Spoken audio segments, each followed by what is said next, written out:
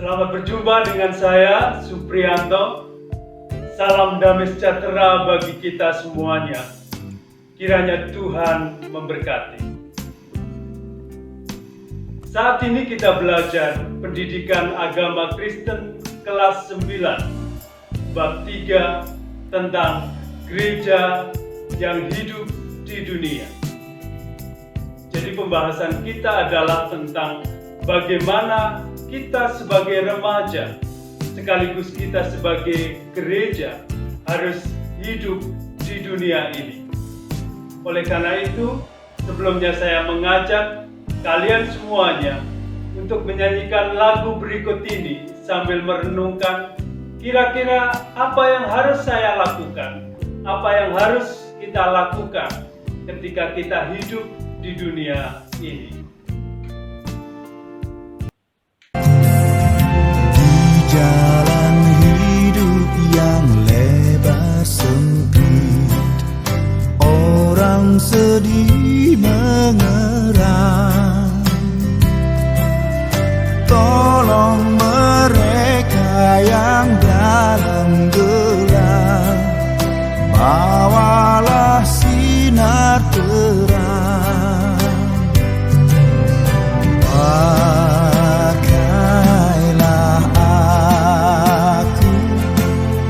Jalan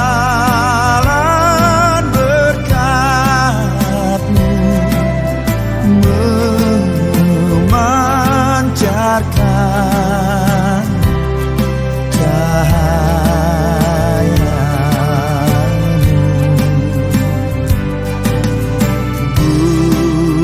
Buatlah aku saluran berkat bagi siapa yang risau benar.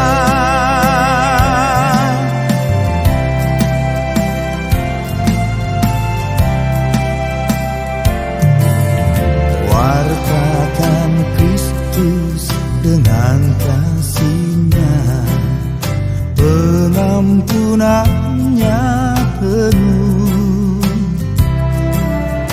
Orang kan datang apabila Engkau menjadi saksi teguh. Pakailah aku jalan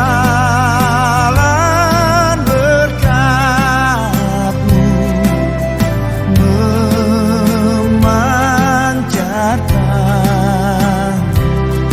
cahaya-Mu.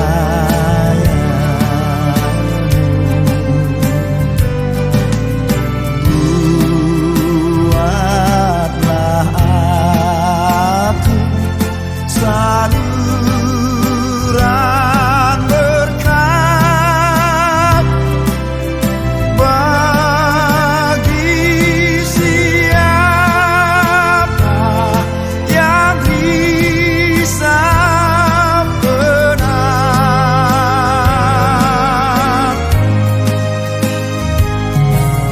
Seperti Tuhan memberi padamu dan mengasihi Dikau,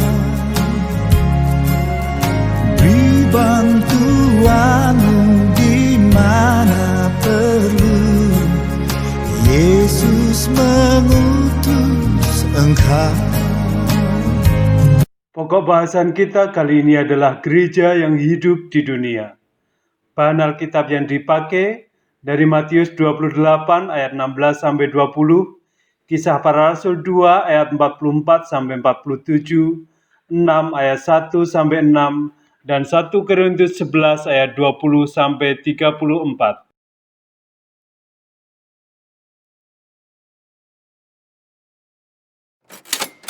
Bagaimana gereja hidup di dunia? Ini berbicara tentang tanggung jawab kita sebagai gereja, bahwa kita harus menjadi gereja yang memberitakan, kemudian gereja yang bersekutu, dan menjadi gereja yang tidak membeda-bedakan.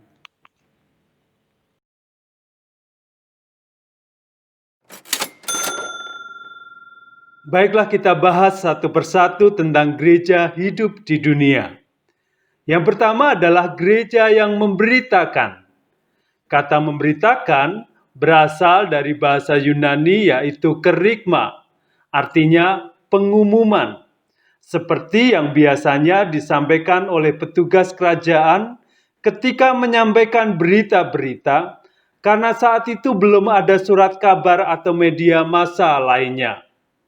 Alkitab menjadi sumber kerigma atau pemberitaan dalam gereja. Seperti yang dilakukan oleh Petrus ketika berkhotbah pada hari Pentakosta yang menjadi awal gereja terbentuk, di mana pada saat itu setelah Petrus menyampaikan pemberitaan tentang Yesus, ada sekitar 3.000 orang menjadi percaya dan memberi diri dibaptis. Petrus berkhotbah tentang kehidupan, kematian, dan kebangkitan Yesus. Nah, pada masa sekarang ini, topik-topik tentang khotbah di gereja selain tentang Yesus juga berisi khotbah pengajaran. Biasanya dikembangkan dari isu masa kini. Beberapa gereja mengacu pada leksionari atau daftar bacaan tetap yang dihubungkan dengan tahun gerejawi. Yang kedua, kita bicara tentang gereja yang bersekutu. Kata bersekutu dalam bahasa Yunani yaitu koinonia. Artinya adalah persekutuan, berbagi, dan hubungan erat. Gereja yang bersekutu kita bisa melihat contohnya dari gereja perdana atau gereja mula-mula, sehingga gereja perdana atau gereja mula-mula menjadi model atau contoh gereja yang bersekutu. Mereka berkumpul pada hari Minggu untuk memperingati hari kebangkitan Yesus. Dan kemudian mereka menata peribadahan dengan tata ibadah yang disebut dengan liturgi, yang dalam bahasa asli berasal dari kata liturgia yang berarti pelayanan. Jadi persekutuan itu juga berkaitan dengan pelayanan kepada orang-orang miskin yang membutuhkan. Kemudian gereja ini menjadi model gereja yang bersekutu, dibuktikan bahwa mereka adalah hidup dalam sebuah persekutuan yang saling berbagi. Bisa kita lihat dalam Kisah Para Rasul. Dan juga kemudian mereka mengadakan perjamuan kudus dan perjamuan kasih. Perjamuan kudus dan perjamuan kasih mengingatkan akan adanya hubungan yang baik kepada Tuhan, tetapi juga kepada sesama. Seperti Tuhan yang berbagi, maka perjamuan juga mengingatkan kita untuk saling berbagi. Yang ketiga adalah gereja yang tidak membeda-bedakan. Dalam kehidupan ini, perbedaan adalah sesuatu yang pasti. Ada perbedaan jenis kelamin, ada kelas ekonomi, ada perbedaan suku, ada perbedaan agama, ada perbedaan ras, perbedaan warna kulit, antar golongan, dan sebagainya. Tetapi kasih Yesus Kristus yang mendamaikan kita semua, sehingga perbedaan bukan menjadi persoalan, tetapi justru perbedaan bisa untuk saling melengkapi dan menolong satu dengan yang lainnya. Gereja yang tidak membeda-bedakan ini bisa kita lihat dalam kehidupan Kristen perdana, di mana mereka memiliki kehidupan yang indah. Mereka tidak egois, melainkan membagi-bagikan harta mereka kepada semua orang dan hidup dengan secukupnya, sehingga setiap orang dapat hidup dengan cukup pula. Tidak mengherankan, maka mereka disukai semua orang, sehingga jemaat semakin bertambah dan banyak orang yang semakin percaya kepada Tuhan. Dalam Galatia 3 ayat 28 dikatakan bahwa dalam hal ini tidak ada orang Yahudi atau orang Yunani, tidak ada hamba atau orang merdeka, tidak ada laki-laki atau perempuan, karena semua adalah satu di dalam Kristus Yesus. Ayat ini bukan mau menyatakan bahwa tidak ada perbedaan, tetapi mau menjelaskan bahwa dalam perbedaan itu sesungguhnya di dalam Tuhan memiliki porsinya masing-masing untuk saling melengkapi. Ini adalah sebuah pernyataan yang luar biasa, sebab pada abad-abad pertama bahkan sampai abad 20 sekalipun kita masih sering menemukan pembeda-bedaan ini dalam masyarakat. Orang seringkali menghina dan melecehkan sesamanya berdasarkan perbedaan-perbedaan ras dan kelompok etnis. Padahal kita semua adalah manusia ciptaan Tuhan yang sama. Nah, pada masa kini, masihkah kita jumpai bagaimana masyarakat kita berlaku tidak adil hanya karena perbedaan yang ada?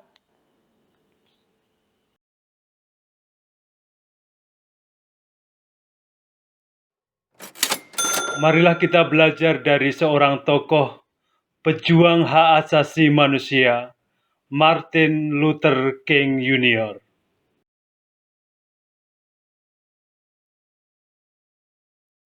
Tahukah kamu siapa itu Martin Luther King? Martin Luther King adalah seorang pendeta dan aktivis HAM di Amerika. Dia lahir di Georgia, Amerika Serikat. Dia dianggap sebagai pahlawan pencipta perdamaian oleh banyak orang di seluruh dunia. Ia mengikuti prinsip-prinsip Mahatma Gandhi yang melakukan perlawanan dengan menghindari kekerasan. Ia menyampaikan perlawanannya melalui sebuah pidato. Ia mengatakan bahwa mereka terbuai dalam keadaan yang terjadi dan tidak mampu mendobrak dominasi kekuasaan orang-orang kulit putih. Akibat aksinya menentang diskriminasi orang-orang kulit hitam, Martin Luther King pun dipenjarakan di penjara Birmingham. Saat di penjara, ia membuat sebuah surat yang menyatakan bahwa ia merasa dipanggil untuk menyuarakan suara kenabian terhadap ketidakadilan yang terjadi pada zamannya. Pada pawai berbarisnya ke Washington DC pada tanggal 28 Agustus 1963 membuatnya semakin terkenal. Ia dipuja dengan banyak gelar terhormat. Lalu pada akhirnya ia ditembak hingga meninggal dunia ketika ia melakukan aksi di Memphis pada tanggal 4 April 1968. Guncangan dari kematiannya menyebabkan banyak kerusuhan dan bentrokan di berbagai kota di seluruh Amerika Serikat. 1,5 dekade setelah pembunuhan terhadapnya, Amerika Serikat menetapkan sebuah hari libur untuk memperingati Hari Martin Luther King.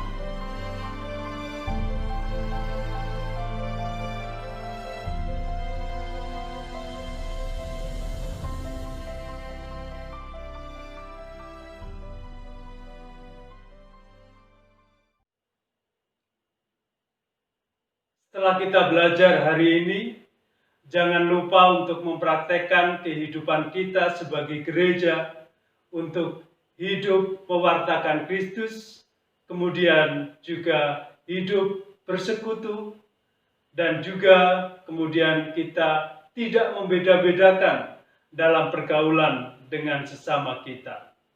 Mari kita akhiri pembelajaran kita hari ini dengan berdoa sebagaimana Dr. Martin Luther King Jr. berdoa.